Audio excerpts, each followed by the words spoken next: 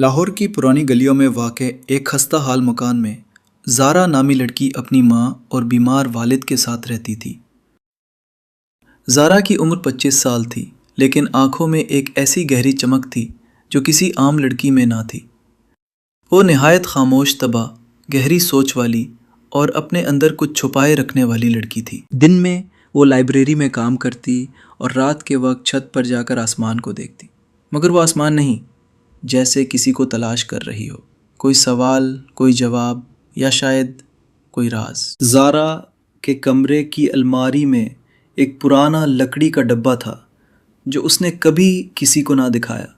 ہر رات وہ اسے کھولتی اور اس میں رکھی ایک پرانی ڈائری پڑھتی۔ یہ ڈائری اس کی نانی کی تھی جو 1971 میں اچانک لاپتہ ہو گئی تھی۔ نونی نے اپنی آخری تحریر میں لکھا تھا، میرے الفاظ ایک دن کسی کو جگائیں گے اور وہی میری وارث ہوگی، جو سچ بولے گی، سچ لکھے گی اور سچ کو دنیا کے سامنے لائے گی۔ یہ بات زارا کے دل میں بیٹھ گئی تھی۔ اس نے بچپن سے ہی لکھنا شروع کیا اور خاموشی سے وہ سب کچھ سمیٹتی گئی جو دنیا چھپا رہی تھی۔ ایک دن زارا کے پاس ایک پرانا لفافہ آیا، کوئی پتہ نہیں، کوئی نام نہیں، اندر صرف ایک تصویر تھی، نانی کی، اور ساتھ ایک نوٹ۔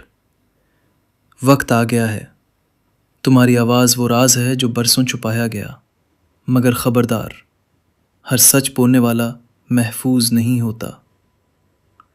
زارا کے ہاتھ کانپنے لگے۔ کیا یہ کوئی دھمکی ہے یا نانی کی گمشدگی کا سراغ؟ اسی رات زارا نے اپنا یوٹیوب چینل بنایا، سچ کی وارث۔ لیکن یہ کوئی عام چینل نہ تھا۔ وہ نہ صرف کہانیاں سناتی، بلکہ ہر کہانی میں کسی حقیقت، کسی پرانے راز یا کسی معاشرتی جھوٹ کو بے نقاب کرتی۔ شروع میں لوگوں نے اسے فکشن سمجھا، مگر ہر ویڈیو کے ساتھ ایک سچائی جڑی ہوتی تھی۔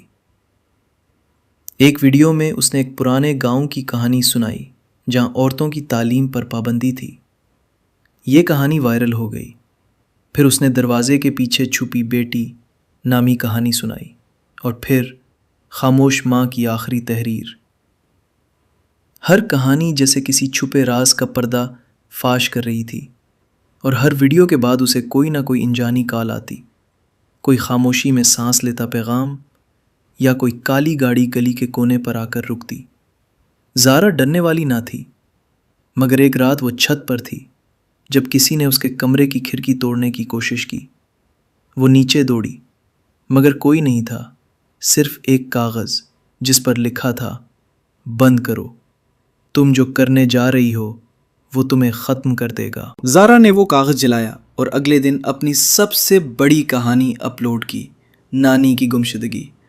اس میں اس نے پہلی بار بتایا کہ اس کی نانی ایک صحافی تھیں جو ایک خفیہ سیاسی اسکینڈل کو بے نقاب کرنے جا رہی تھیں، مگر اس سے پہلے ہی لاپتہ ہو گئیں۔ زارا نے وہ تمام صفحات ڈائری کی تصویری اور شاہد ویڈیو میں شامل کیے۔ ویڈیو اپلوڈ ہونے کے چند ہی گھنٹوں میں وائرل ہو گئی، خبروں میں اس کا ذکر آیا، سوشل میڈیا پر بحث چھڑ گئی اور پولیس نے پرانا کیس دوبارہ کھول دیا۔ اسی رات ایک عجیب بات ہوئی۔